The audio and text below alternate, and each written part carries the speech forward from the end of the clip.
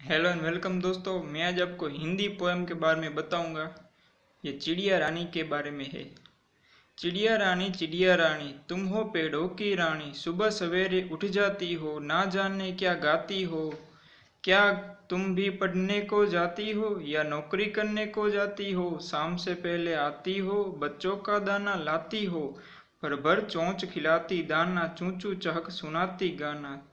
चिड़िया रानी तुम हो पेड़ों की रानी, सुबह सवेरे उठ जाती हो, ना जाने क्या गाती हो। क्या तुम भी पढ़ने को जाती हो या नौकरी करने को जाती हो? शाम से पहले आती हो, बच्चों का दाना लाती हो, भर भर चोंच खिलाती दाना, चूं चूं चहक सुनाती गाना।